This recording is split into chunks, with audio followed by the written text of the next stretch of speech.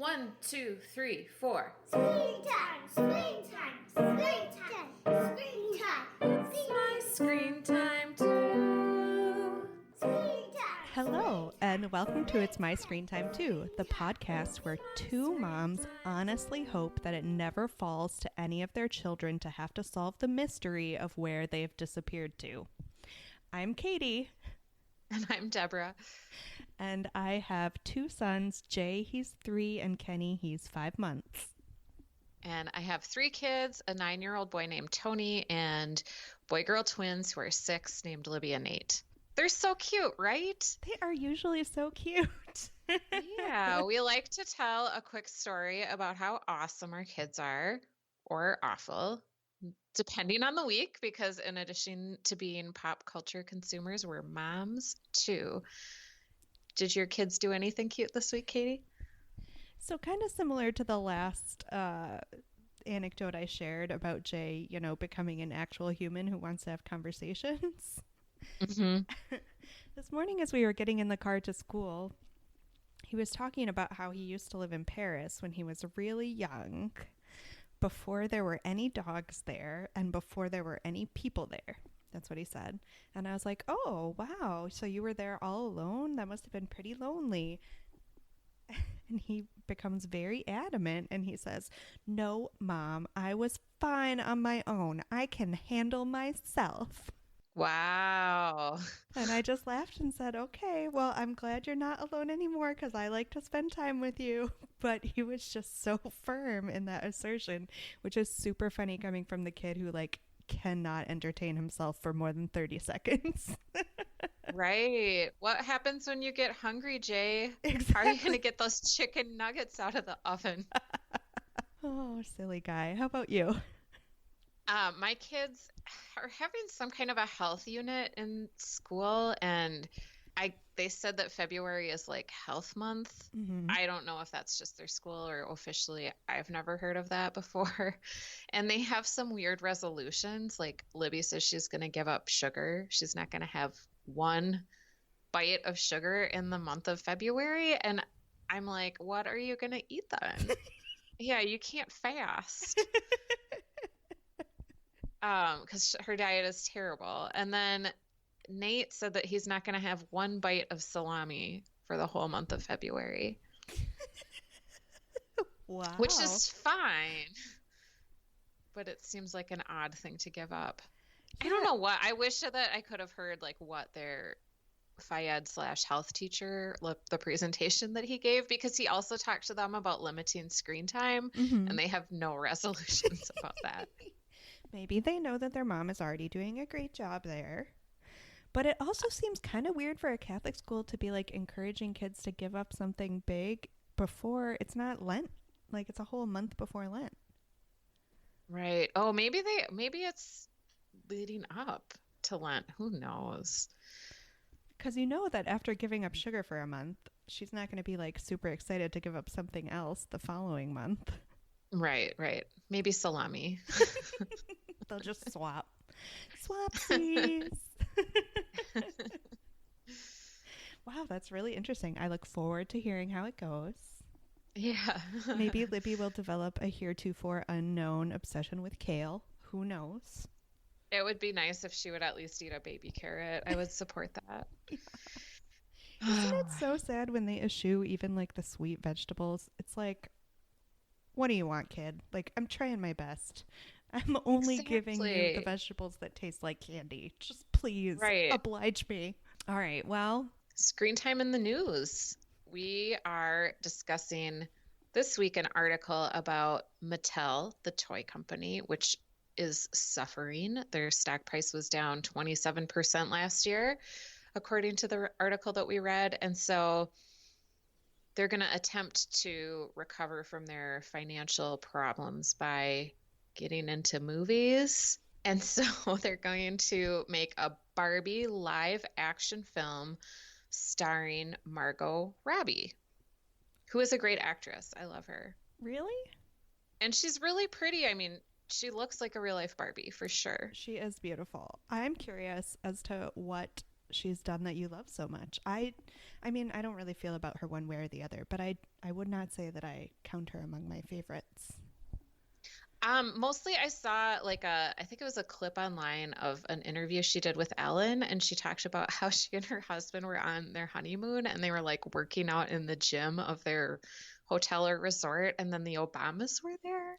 Oh. I'm pretty sure she talked about like meeting former President Barack Obama in like her sweaty gym shorts.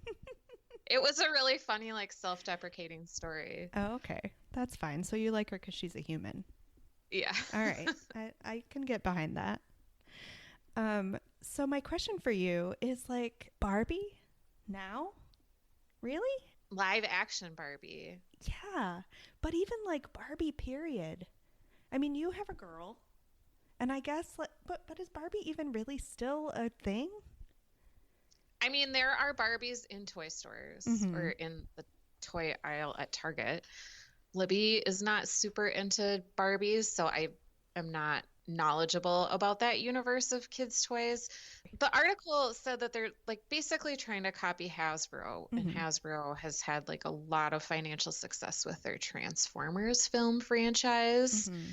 I don't know. To me, this article sounded like maybe an executive at Mattel like went to B school and really wished they had gone to film school and is seeing this like as their opportunity to get into the Hollywood crowd. I don't know. It seems like they're not going to turn their company around with a Barbie movie, I don't think. No, and especially reading. First of all, I did not realize that Mattel owned Fisher-Price because, like, obviously we have a bazillion Fisher-Price products in our house right now. I did not put two and two together, but like Barbie is not the property they should be betting on for movies. It is obviously the American Girl brand. I mean, we have already watched and loved one of their historical American Girl specials, and it seems to me like they could easily expand that into like a full-length movie. Right. And I think the trend in American Girl dolls is now to have like a doll that looks like you. Exactly. And it wouldn't have to be historical. It could be modern. Yeah. And that is such a better message than Barbie. Because like Barbie, when we were kids, was like vilified for her unattainable body proportions. And I think the current Barbies are a little bit different, but they're still like really big boobs, tiny waist, crazy long legs. Like nobody looks like that. And they've tried to push the focus from like Barbie's looks to like, look how many different jobs Barbie can have. But still, it feels like a step backward for them to be focusing on this element of their brand. And I just think, as kids screen time experts, I think American Girl makes more sense, guys. Yeah, Mattel. Yeah. If you need consultants, we're on it. We're on Twitter at my screen time too. Shall we move on to today's topic? Yes. All right. So for this week's episode, we watched the Nickelodeon show Hunter Street. And this airs on Nickelodeon and is available. 2 seasons are available on Hulu.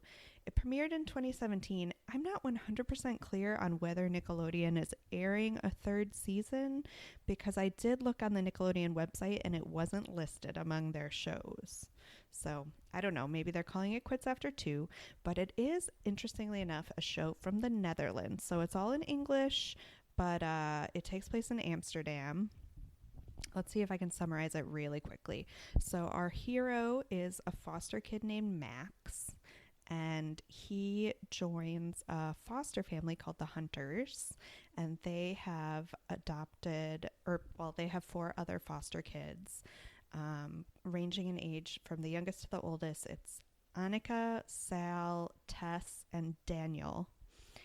And they, form this happy family, and the pilot episode kicks off with the parents of the Hunter family going missing.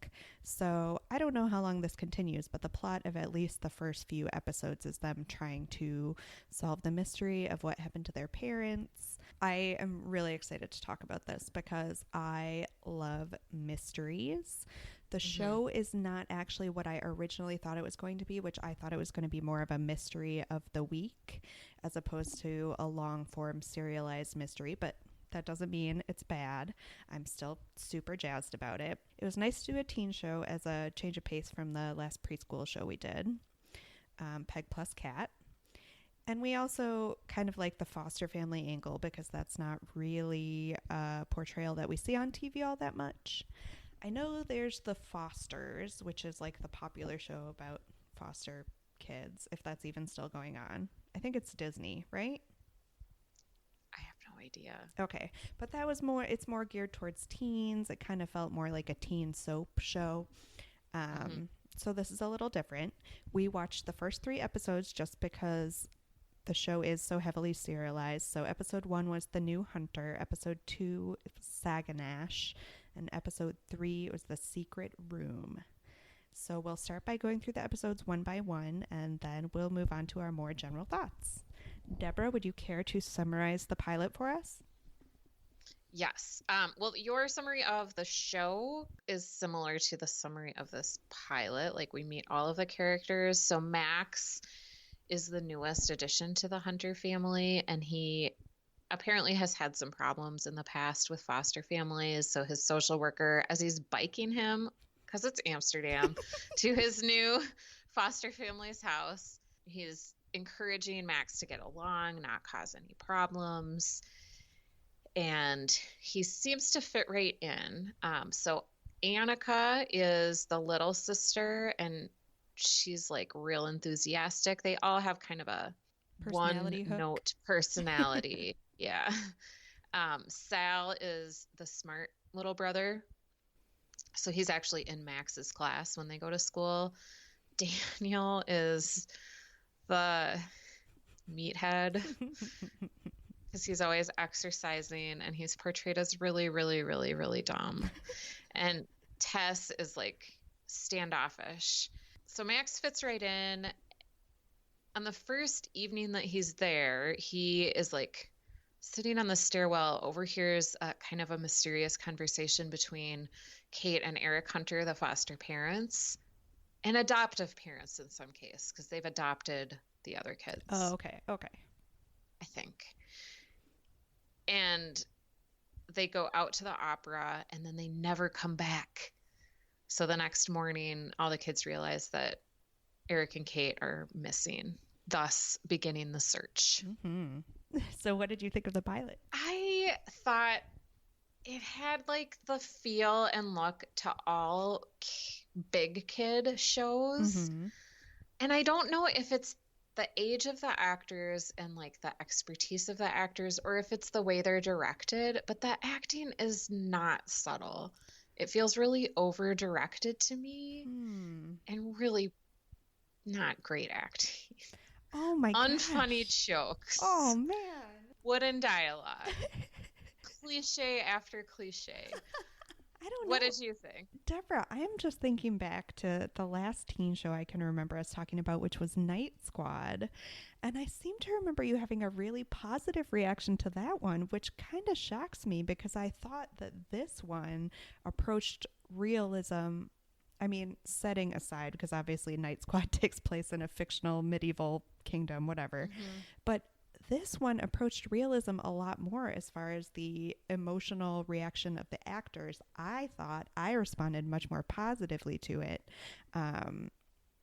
as far as not being quite as middle school theater campy. But you didn't feel that way, it sounds like. No, and I think a lot of it was like, so Daniel, he's taking a gap year. Mm-hmm. As we learn a little later on, he's constantly working out. I didn't like that character because I just felt like he was just too much of a stereotype. That's true. But and there were just some really dumb scenes, like the youngest girl, Annika, and the oldest girl, Tess, like they were sitting on their parents' bed and like feeling sad that they were gone. And then the older girl just like takes a pillow and like hits the younger girl with it. Yeah. And they start a pillow fight. And like, that's just another cliche of like kids' television programming. And it was like not the moment for a pillow fight. Yeah. It Like, was so weird. Yeah. And like they uncover a clue to the parents' disappearance, but it just was none of it worked for me. oh, that's so sad. I guess I just chalk that up to like they're trying hard to balance the emotional tone. It is a show for kids, so they can't have it be too unmitigatedly dark. Like they need to have these light moments. And I mean, come on. Is it really any worse than like a Night Squad or a School of Rock as far as how they shoehorn some of these like jokier moments in? And there was no laugh track Mm-hmm. like there is on School of Rock. That's true. You missed it? We'll have to. No, the School of Rock. Like I think I didn't like that one. I don't remember. I think I came down on the side of meh for that one. Yeah, I mean there were some things that I think kids would think were funny, like Daniel attempts to make dinner and he just like he makes like spaghetti and there is like sauce all over the walls of the kitchen and there's like spinach leaves stuck to his face and it's just so over the top. I was rolling my eyes, but maybe, I mean, it is a show for kids, so maybe kids would think it was funny. I think we need to cycle back to the Daniel's attempt at keeping house a little bit later, but let me quickly summarize episode 2 because we'll just zip through the plot and then we can get back to our overall thoughts. Okay. So episode 2 is Saganash, and I will admit that like all 3 of these episodes kind of ended with a cliffhanger, and they followed so closely on one another that I kind of forgot what the cliffhanger was at the end of this episode. But during that scene when Annika and Tess were having the pillow fight, they found a clue hidden behind a picture that had the word Saganash on it, and they assume that that's a clue to their parents' disappearance. So in the second episode, girls stay home fake sick from school so they can continue to look for clues, and Sal and Max go to school. And they find out some stuff about Saganash. It's the last name of a family that used to work for the Hunters. But they don't get very far. I believe at the end of this episode is when Max is leaning on a wall and he finds the secret room, right? Does that happen at the end of this episode? Okay. Really, I thought the key thing that happened in this episode is they all sat down and they decided, look, we can't go to the authorities. They will split us up. So we have to figure this out on our own. Like they're aware of the precarious nature of their situation as foster children. The weirdest thing I thought was that it's literally the day after Max arrives and he sits down at the breakfast table and he's like, they can't split us up. We're a family. Yeah. Oh, for a kid who's had trouble in several other foster homes, he sure took to this one pretty quick. Right. But that was pretty much it for the plot of Saganash. Did you have any other different thoughts on this episode? I did like the part where Max and Sal sneak out of their classroom and they sneak into the school library to do some quote unquote research to try to find Kate and Eric, the parents. And Sal is like sort of a computer genius and he goes into like a mainframe and he says that commercial search engines are for amateurs, and I really enjoyed that. Yeah. But then his mainframe web crawler like only turned up the same results for Saganash that Google did. Yeah. Which was kind of funny too. I also enjoyed just for the cliche and terribleness of it, like Daniel's trying to do dishes and he Mr. Mom's the dishwasher. So there's like suds everywhere. And I also liked in the secret room, which is like a library, it's so dusty and cobwebby. It's really over the top. And like they do the blowing the dust off the book jacket like a couple times, like I think once in this episode, another time in the episode 3, and I just love that trope. Yeah. It was funny when they were checking out the school's computers, like Sal's utter shock that there would be information that existed that was not on the internet. My little librarian heart thrilled when they were like, Mm-hmm. well, where could we possibly go to find information that's not on the internet? They looked at one another and were like, the library. And in the back of my head, I was kind of like, okay, guys, the archives, okay? But I was fine with the library. Then they went to the library and they're like, well, how do we tackle all these books? They're in alphabetical order. I'll start at the front and you start at the back. I was like, guys, they're in alphabetical order. Check to see if there's an index. Right. So their information literacy is not tops. The other thing I really loved about this episode, I know you hate the whole Daniel is a meathead thing, but the trope is that he exercises to clear his head, and he often has to clear his head because he is not very bright. So someone asks him a question that he should know the answer to as the oldest, and he's like, oh, I got to clear my head. And he gets up and starts doing jumping jacks. But he's doing jumping jacks like a person who had only ever read about jumping jacks would do jumping jacks. He's like raising his arms above his head and then like kind of awkwardly squat jumping. It was very strange. It was like that old Goofy cartoon where he's learning how to ballroom dance and he just like cuts out the feet and scatters them on the floor and like ties himself in knots trying to follow the feet. It was very upsetting. Daniel, jumping jacks, not that difficult. Yeah, YouTube it. Do you want to go straight to the plot of The Secret Room? Sure. So in the secret room, the kids continue to look for Eric and Kate. Daniel takes a phone call from Max's social worker, the social worker insists on coming over and meeting with Eric. And Daniel, knowing that Eric is not going to be there, still agrees to the meeting, and he tries to clean up the kitchen. He enlists Annika's help in cleaning up the living room. The other kids don't help clean up. They continue to try and solve the mystery of the parents' disappearance. So Sal and Max have some complicated ways of trying to break into the safe. And then Tess just puts in Kate's birth year and cracks it open. And inside they find a telegraph machine. And then there's also like a armored knight in the corner of the library, and Max and Annika are like tugging on the sword trying to get it loose, and they open up an opening to a previously unknown crawl space, which I think that is the secret room referred to in the episode's title. Oh, okay. Because they've already uncovered the library. So it's like a secret room. Yeah. And then the social worker does come over. The kids try to stall. And then he essentially says that he can see that everybody's getting along and is healthy and well adjusted. And so he doesn't need to see Eric, and he's going to write them off as fine for now. Phew, big relief.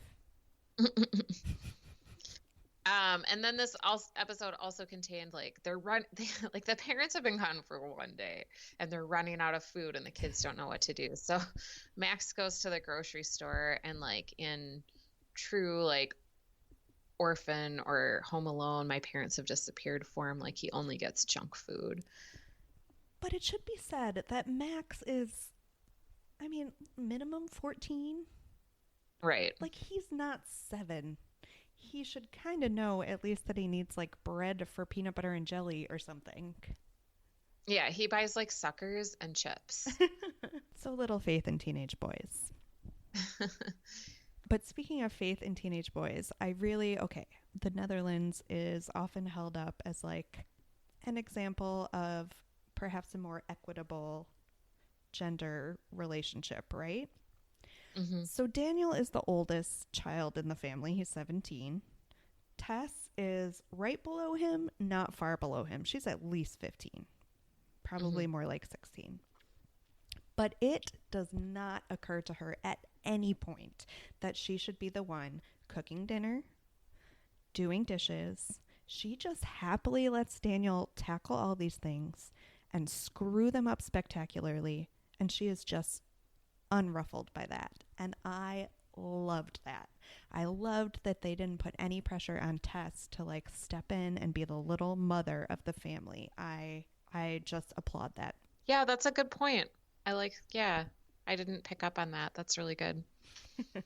But also, he's taking a gap year, so he's done with high school, and he doesn't even know how to make spaghetti. Yeah. I don't think these foster parents have done a super great job. I mean, even Libby and Nathan can make like a cheese quesadilla in the microwave I for know. themselves. And like the foster parents, like they're very wealthy and like erudite, like they're worldly people. They're going to the opera, for crying out loud. Like you'd think they would raise their kids to be a little brighter.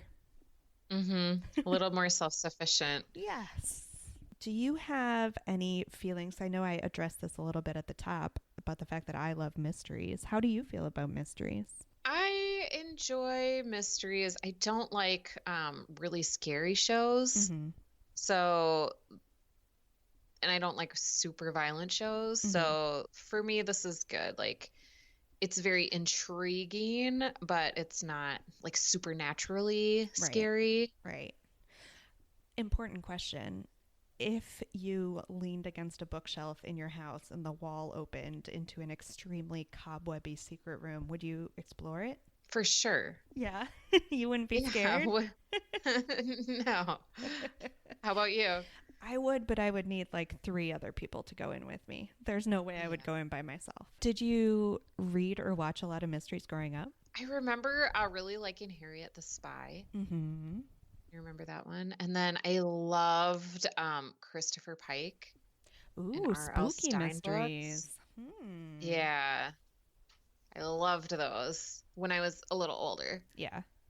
See, I never did the scary mysteries, but I loved, like, they had an offshoot of the Babysitter's Club that was just mysteries that I really enjoyed. And I also, when I was younger, really liked the Boxcar Children mysteries. I think I was a little too old for I read the Boxcar Children, but I think the mysteries came out when I was a little too old for them. Oh, okay. But yeah, loved the Boxcar Children. Oh, so Another cute. set of parentless children. Although, talk about falling into stereotypical gender roles. Whew, boy. Violet, you can do better. But I take it that I almost called it the Hunters. I take it that Hunter Street did not live up to your standards for a good mystery. I'm intrigued. Like, I think the character acting is terrible, but I still want to find out what happened to the parents. Okay, so plot wise it's solid. It's just the acting you object to. Okay. Yeah. How about you? Well, I think I've demonstrated that I'm pretty in the bag for this. I didn't think the acting was any worse than most teen programming for kids we've seen. In fact, I would say that it's a little bit better. So I was definitely not as bothered by that as you were. And I'm totally in the bag for the plot. I want to know what's happened to Kate and Eric. And I even liked their like little B-plot side attempts to keep it light. Like I was entertained by Annika having to lead a tour of the museum that is in their home, and just the little things like that I thought were pretty cute too. Did you have any thoughts on any of the technical aspects of the show? Music, set design, editing, anything like that? I enjoyed the street scenes of Amsterdam, and like when the scenes change, they usually show a little street scene in Amsterdam with some like kind of hip-hoppy music a little bit. I thought that was good. I thought the set was good. It did seem, I mean, I've traveled to Amsterdam and they got the like architecture of like the way the homes are, like they're tall, narrow, like old Rembrandts in dusty corners. I thought that was good.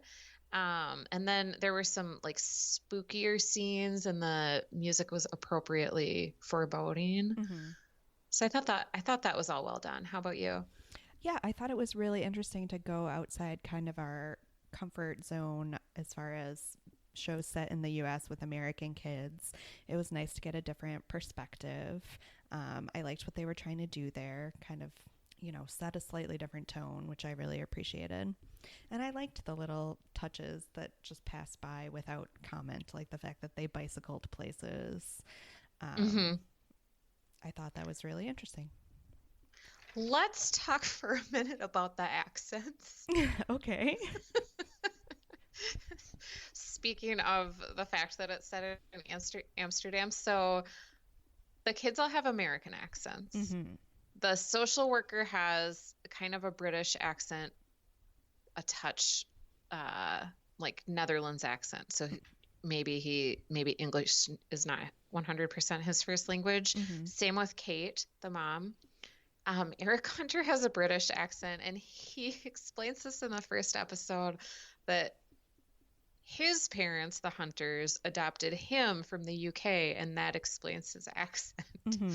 So I thought that was weird but funny, because like if he was adopted as a baby, like he wouldn't retain his United Kingdom British accent.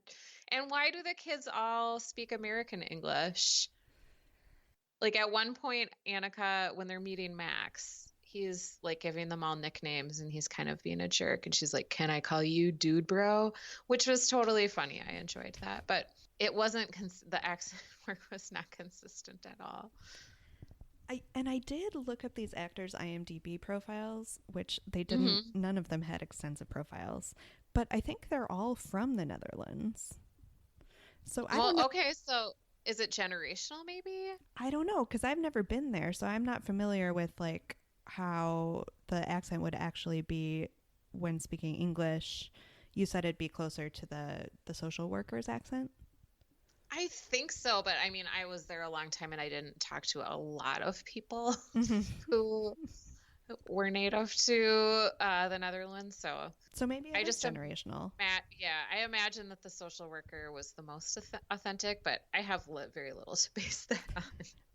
Initially, Just another little complaint of mine. oh man, you really have it in for this show. Interesting choices, but I don't know if they were in fact choices. Like, I think maybe that is the accent these kids all have. So did you compare it to any adult movies or shows?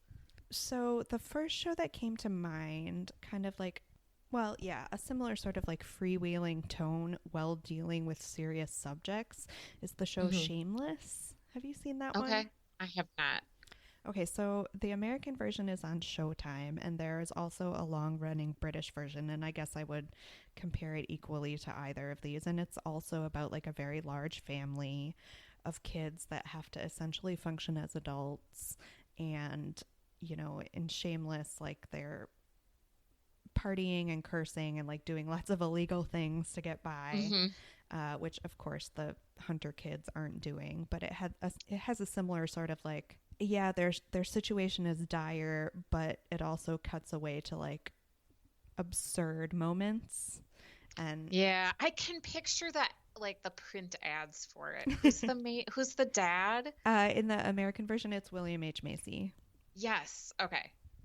So he is the headliner, and then his oldest daughter is played by Emmy Rossum, who, to tie things back, was Jake Gyllenhaal's love interest in The Day After Tomorrow. Nice.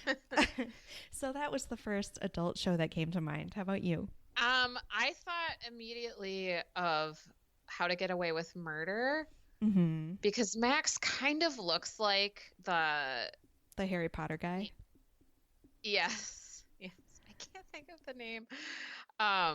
And he's like an outsider. He gets kind of roped into this mystery like right away, and it's a bunch of people from different backgrounds, all working for the same cause, and they've got a lot of like interpersonal conflict, kind of like these kids do. So it reminded me of that. It also, this is a stretch, but one of my favorite books is The Goldfinch by Donna Tartt. No. Oh my gosh, I can't even begin to tell you how much I hate that book, but okay, go on. So The Goldfinch is about an orphan, basically, and part of the novel takes place in Amsterdam, and it surrounds like an art theft mystery. And I have a feeling that art theft is going to be a part of why Kate and Eric disappeared. So a little bit like the Goldfinch, just based on those details. And don't you think it's going to be like an art heist? Yeah, because the Hunter House does double as a museum, and they seem to have a lot of priceless works of art.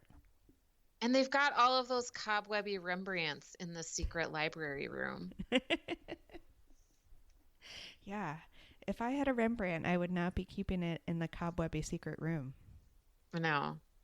I'd be keeping it in a storage facility in Temperature New controlled. Jersey.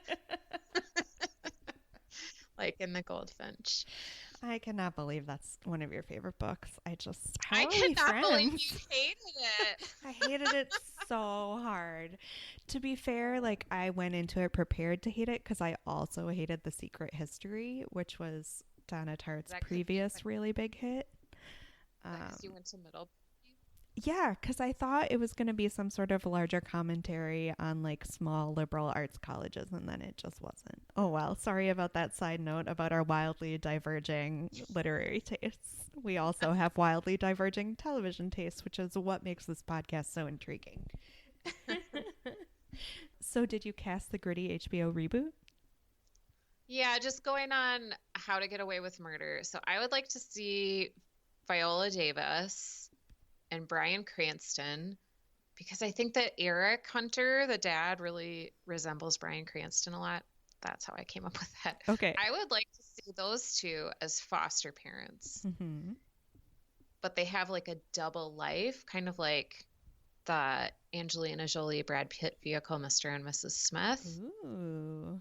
Yeah, only the parents are like working together, but like as soon as their kids go to bed and it's bedtime, like they don't just Netflix and chill. They're out solving crime. Oh, so kind of like The Americans, but not working for Russia. Maybe they're involved in organized crime. That might make it more interesting.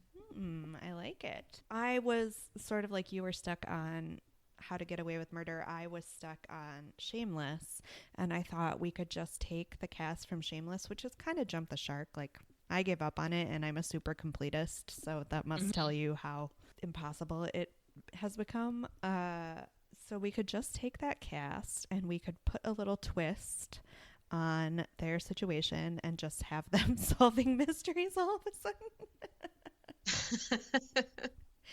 And like, you know, the south side of Chicago, like all of a sudden there's a weekly mystery to solve with all the same like hapless, self-destructive personalities. So it goes without saying that they're not super good at solving these mysteries. But I think that would be pretty intriguing and a good way to rescue the show. So you would say the first seasons of that show are good? Oh yeah, definitely. I would have counted it as one of my favorites for a while there, but it just kept going for so long. And particularly with like the main female character, there didn't seem to be enough character development. Like without getting too specific, like initially her personality trait is that like she was the oldest, so she's had to keep this family together despite the fact that their father is like a deadbeat alcoholic. But she keeps making incredibly self-destructive choices, and it'd be like every season the arc was the same. Like she was trying to get her act together, do good for the family, and then she'd make like some inexplicable horrible choice and have to recover from that. And like every single season it'd be like, Jesus, Fiona. But yeah, I would recommend it. I would recommend the British version too. They are both fun, and in the initial seasons pretty similar. Okay. And the initial seasons of the British version have James McAvoy. Okay. Good.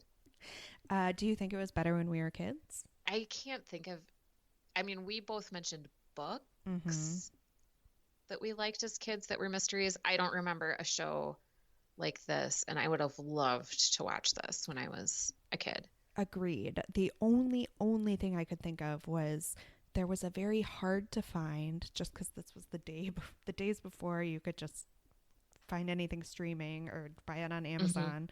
There was a show that was based on the Encyclopedia Brown books. Ooh. but I only ever saw like a scattered few episodes because it's not like it was on at any time that I could watch it regularly or anything like Mm-hmm. that. And I so wanted more of that. And that was the only thing that I could think of. Okay. Would you watch this alone voluntarily? Yeah, I kind of want to know what happened to Eric and Kate.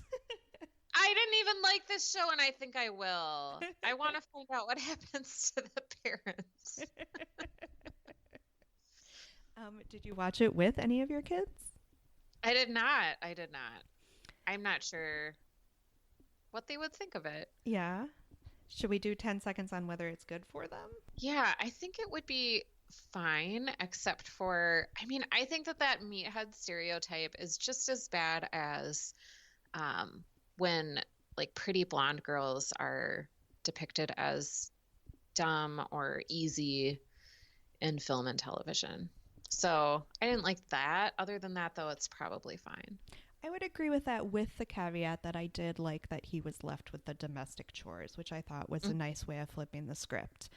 And it wasn't like commented on in a big way, which I appreciated as a mom to boys. Mm-hmm.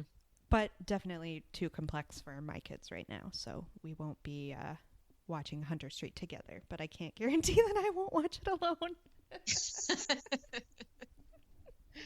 Now we're at the moment of truth. Ratings. I'm really curious to hear. 2.5. Wow. You know, I'm gonna go whole hog and give it like a 4.5. I thought it was really great. Wow. So you heard it here first, guys. We don't agree on everything. Well, thank you for listening to this episode of It's My Screen Time Too. Please rate and review us on Apple Podcasts or wherever you get your podcasts. You can find us on Facebook to continue the conversation. We're at facebook.com/myscreentime2. And you can also find out what we're covering in our next episode and reading about in Screen Time News if you want to watch and read along with us. You can tweet us with suggestions, recommendations, general comments at myscreentime2. We have an email address. It's myscreentime2@gmail.com. And our theme music was composed and performed by me and my adorable children. And our podcast is produced by Katie.